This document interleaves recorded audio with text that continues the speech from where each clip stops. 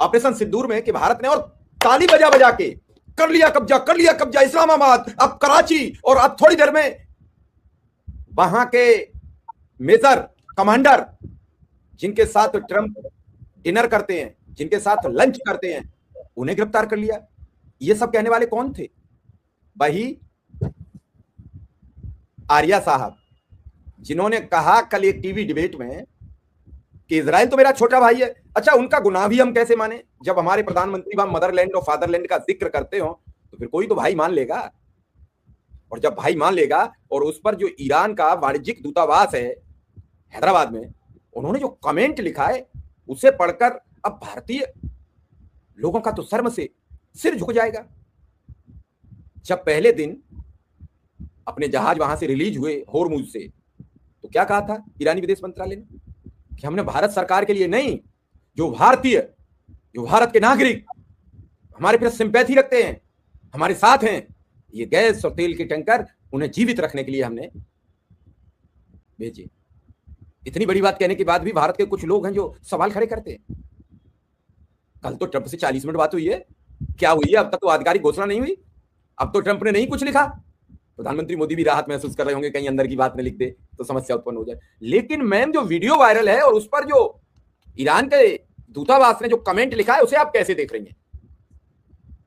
जी देखिए, ये जो इस तरीके के जो आपने बताया मेजर गौरव आर्या, ये मेजर गौरव आर्या एक दक्षिणपंथी और मोदी के घनघोर समर्थक, और ये जब तक यूट्यूब पे अपना चैनल नहीं चलाया था, उससे पहले ये मेन स्ट्रीम मीडिया के चैनल्स पे जैसे टाइम्स नाउ वगैरह पे मोदी समर्थक के तौर पे या भारतीय जनता पार्टी के एक अघोषित जो होता ना दक्षिणपंथी चिंतक के रूप में आया करते थे, और वहां भी इनका यही रवैया रहता था। लेकिन जो इन्होंने कल किया, इन्होंने टाइम्स नाउ पे जो अभी नई जो विवाद खड़ा हुआ है, वो विवाद खड़ा हुआ है कि ये टाइम्स नाउ पे वहां बोल रहे हैं, वही जैसे आपने बताया ताली पीट पीट के, और बोल रहे हैं कि हाँ, इजराइल हमारा फादरलैंड है, और पाकिस्तान की महिला पत्रकारों से भिड़ रहे हैं, उनको कह रहे हैं कि हाँ है हमारा पाकिस्तान वो, और इजराइल हमारा भाई है, हमारा भाई है, और हम चाहते हैं कि वो 50 तो बम गाजा पे गिराए और 100 बम ईरान के ऊपर गिराए।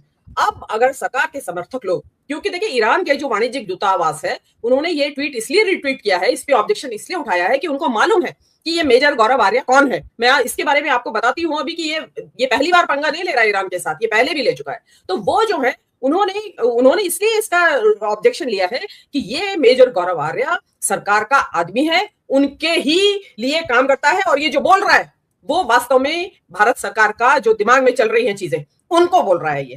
अब मेजर गौरव आर्या इस तरीके की बदतमीजियां कर रहे हैं और बोल रहे हैं कि ईरान के ऊपर 100 बम गिराए और इजराइल हमारा फादरलैंड है, उस फादरलैंड को जस्टिफाई कर रहे हैं। तो आप समझ सकते हैं कि ऐसे में आपको जो हरमुज थे, आपने जो जिक्र किया कि उन्होंने हमें गुडविल में कि भारत की जनता हमारे साथ है, इसलिए हम उनको दिक्कत नहीं होने देना चाहते हैं, इसलिए उन्होंने गैस के टैंकर रिलीज कर दिए वहां से। लेकिन आइंदा आपको लगता है कि क्या इस तरह की बातें सुनने के बाद ईरान की जो एम्बेसी अपने घर वापस भेजेगी ना इस खबर को कि वहां इस तरह का हमारे खिलाफ चल रहा है अभियान, तो लिहाजा कोई कंसेशन ना दिया जाए। फिर कहते हैं कि मोदी जी, हम भारत था इसके लिए तो सही कैंडिडेट मध्यस्थता करने के लिए।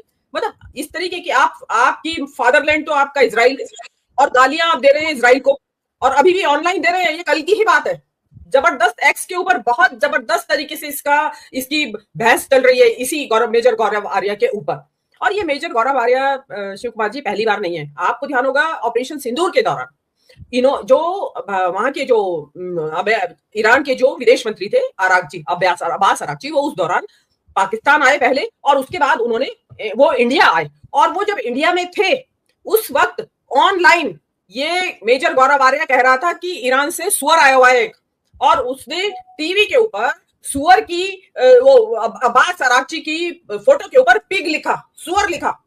उसका भी इतना ही कठोर तरीके से संज्ञान लिया था ईरान की सरकार ने, और बाद में मोदी सरकार को माफी मांगनी पड़ी थी, लेकिन साथ ही ये कहा था कि ये भारत सरकार का आदमी नहीं है, ये तो कोई प्राइवेट इंडिविजुअल है, इसके कहने को आप भारत सरकार का मत ना माने। लेकिन वो व्यक्ति जिस तरीके से भारत सरकार के बारे में ठोक के जो वो बोल रहा था आपने ऑपरेशन सिंदूर के दौरान कि कराची एयरपोर्ट पकड़ लिया, आसिम मुनीर को पकड़ लिया है, और ये कर लिया है, वो कर लिया है, तो उससे साफ पता चलता है कि कौन से चैनल पे आप बैठे हो और क्या बातें बोल रहे हो। तो आप जो है देश के जो कुछ अगर कोई प्रोस्पेक्ट्स बनते भी होंगे तो आप उसको सबको ध्वस्त करने पे लगे हुए हैं। एक तो जो ये इनके राइट विंग के जो चैनल्स हैं, इनके ना तो जैसे मेन स्ट्रीम मीडिया में लगाम नहीं है, ऐसे यूट्यूब पे भी इनके ऊपर लगाम नहीं है। इनका काम ही है ये दिन भर लोगों के सेंटिमेंट्स को भड़काना। और आप जो बहस कर रहे हैं उन पाकिस्तान की महिलाओं से, पत्रकारों से बहस कर रहे हैं और उनको कह रहे हैं कि हाँ हमारा भाई है, हमारा भाई है, हमारा भाई है। तो आपके जो मोदी जी कह के आए थे फादरलैंड है, और उसकी यहाँ आलोचना हुई थी कि इजराइल हमारा फादरलैंड कैसे हो गया, तो आप ही लोग इस बात को डिफेंड क्यों कर रहे थे कि मोदी जी ने ऐसा नहीं कहा और मोदी जी ने वैसा नहीं कहा? अरे भाई, आप कह रहे हो इजराइल हमारा भाई है, तो भाई फादर से जो पैदा हुआ आपके फादर से, वो आपका भाई लगेगा ना। तो इसका मतलब मोदी जी सही कह रहे थे। तो और इसका मतलब ये भी है कि आज भी इजराइल के पक्ष में खड़े हैं। सारी दुनिया इजराइल की निंदा कर रही है, अमेरिका के अगेंस्ट है दुनिया इस टाइम। जो नाटो के देश हैं, सारा यूरोप, सारा साउथ अमेरिका, सारे लोग इजराइल के और अमेरिका के अगेंस्ट है। एक अकेला भारत है जो कि इजराइल के साथ खड़ा हुआ है आज भी। और फिर आप कह रहे हैं कि ट्रंप ने फोन किया, शायद दिल्ली में होगी सेकंड राउंड, ये बात चलाई जा रही है। मतलब दिल्ली में सेकंड राउंड वार्ता होगी, ईरान के लोग यहाँ आएंगे, जो कि आप उसके विदेश मंत्री को सुअर कह रहे हैं, और अब आप कह रहे हैं कि इजराइल आपका भाई है और आप जो है चाहते हैं कि इजराइल जो है 100 बम बरसाए इनके ऊपर, ईरान के ऊपर। तो आप जो इस तरीके की बातें जो कर रहे हैं, तो वो बातें जो है, आप भारत के जो मोदी जो हैं, वो पहले ही एक दुनिया की नजर में एक बहुत बड़े विलन बन गए हैं। कैसे कि जिस दिन ईरान और इजराइल की जंग छिड़ी, उससे एक दिन पहले मोदी जी इजराइल की यात्रा पर थे, और वहां की जो संसद है, वहां पर ताल ठोक के कह रहे थे कि हम पूरे तहे दिल से, पूरी तरीके से, होल हार्टेडली इजराइल का समर्थन करता है भारत। तो आप जो है, आप पहले ही विलन बन चुके हैं दुनिया की नजर में, कि आपको इस लड़ाई का पता था और आप इसीलिए वहां समर्थन देने गए थे इजराइल को। और उसके ऊपर से बेजार आ रहे हैं, जैसे आपने, I am sorry to use this word, छुट्टे सांड छोड़ रखे हैं, जो सामने आया उसी को सींग मारने के लिए तैयार है।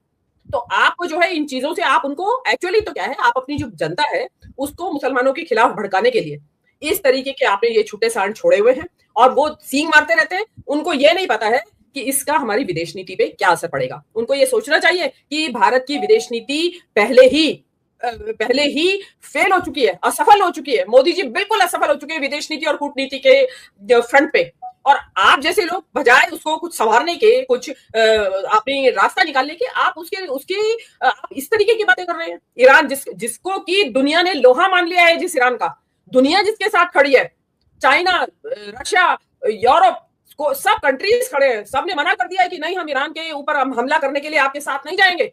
आप उस देश को कह रहे हो कि हम तो चाहते हैं इजराइल उसके ऊपर 100 बम फोड़े। आप वीडियो वायरल है, वो कल टाइम्स नाउ पे ये चीज कह रहे थे, और वो वीडियो भी जिसमें कि वो विदेश मंत्री को ईरान के सुअर कह रहे थे, वो वीडियो भी आप यूट्यूब पे देखेंगे तो आपको मिल जाएगा। तो ये जो इस तरीके के लोग हैं, जो मोदी जी ने जो इस तरीके के लोगों को खुली शह दे रखी है, उनको लगाम लगाएं।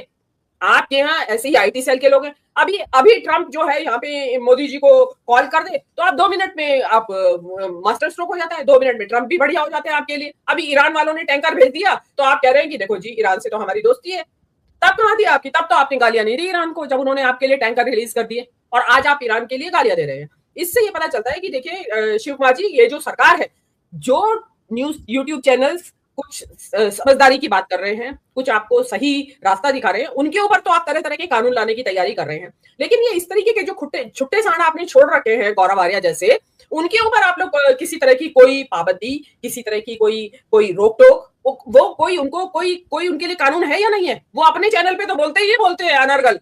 वो नेशनल जो चैनल्स है, टाइम्स नाउ बड़ा चैनल है, और क्योंकि टाइम्स नाउ के जो मालिक है अर्नब गोस्वामी, वो अनाप शनाप बोलते हैं, तो इसलिए वो विदेशों में बहुत ज्यादा देखा जाता है उनका चैनल, कि ये क्या बकवास करेगा आज, और वो उन्होंने करने दी, और वहां पे हो रही है बकवास। वो जो एंकर बैठी है भारत की, वो बिल्कुल चुप बैठी है, वो रोक नहीं रही है मेजर आर्या को कि आप जबान संभालिए, आप रोक के बोलिए नहीं, क्योंकि फिर वही बात आती है, क्योंकि उन एंकर्स ने सुपारी ली हुई है। और आप कितना भी कर ले, आप चुप लगा के, मोदी जी चुप लगा के बैठ गए इस सारे युद्ध में। उन्होंने सोचा कि ये बेस्ट पॉलिसी है, और इन जो छुट्टे सांड छोड़ रखे, इनके जरिए वो विदेश नीति को साध रहे हैं अपनी। और देखिए, आधे से ज्यादा नुकसान इन्हीं लोगों के कारण होता है। वो जो इन्होंने ऑपरेशन सिंदूर के दौरान हल्ला मचाया, हुटर बजा के, कि कराची एयरपोर्ट ध्वस्त कर दिया गया है, आसिम मुनीर को बंधक बना लिया गया है, लाहौर पहुंच गई है भारत की फौज, उसकी वजह से शिवपाल जी आज तक मजाक बनता है भारत की ये मीडिया का, न्यूज मीडिया का। और कोई उसके बाद भी, आप देखिए, सरकार को दुनिया भर के लगाम आप जैसे यूट्यूबर्स के ऊपर लगाना चाहती है सरकार। आपके जरा सा भी एक शब्द इधर से उधर हो जाए तो उसको स्ट्राइक लगवा देती है ये लोग। लेकिन इस तरीके के मैं तो सबसे पहला भुक्तभोगी हूँ, मेरा तो बंद ही करा दिया गया, जिसको लेके मैं कोर्ट गया हुआ हूँ। ये तो जनता का समर्थन है कि दोबारा लोग जुड़ गए, वरना हमारा तो इन बड़े चैनलों पे तो कोई असर नहीं पड़ता है। एक व्यक्ति, आप ये देखिए कि हमारे साथ धीरे धीरे देश के वो 10 बड़े चेहरे जुड़ते हैं, अपनी बात रखते हैं। एक बाच डॉग यानी भौंकना हम शुरू करते हैं, हम जनता की आवाज बन रहे हैं, भौंक रहे हैं, आप उसे भी नहीं बात करना दे रहे हो, उस अधिकार को रोक रहे हो। क्या आदत बना रखी है आपने? आप उन लोगों को नहीं रोक रहे हो जो बिल्कुल बेमतलब की अनर्गल बातें कर रहे हैं। एंकर का पहला रोल होना चाहिए था कि गौरव आर्या, आप देश की संप्रभुता पर कैसे, आज भी ईरान का विदेश दूतावास हमारे पास है, हमारे साथ ईरान के अच्छे रिश्ते हैं, ईरान हमारे जहाज निकल रहा है, आप ये बात ईरान को कैसे कर रहे हो? इजराइल को आप भाई कैसे कर रहे हो सकता है आप अपनी मानसिकता हो।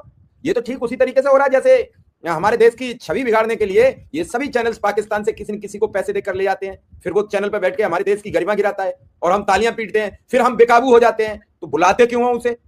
कितने भारतीयों को, कितने भारतीय पत्रकारों को पाकिस्तान की टीवी चैनल बुला के और ये बहस कराती हो और अपने देश की गरिमा गिराती हो? बताओ, बताइए हमें एक चैनल का कहीं तो क्लिप आती किसी भी चैनल पर एक बात। अरे अभी आपने क्या देखा, पाकिस्तान में पूरे विश्व की मीडिया को आमंत्रण मिला, भारत का एक व्यक्ति, एक पत्रकार बताया कि मुझे पाकिस्तान की तरफ से आमंत्रण मिला कि हमारे यहां आइए, आप हमारी रिपोर्टिंग कीजिए, आप हमारी कवरेज कीजिए। आखिर क्यों?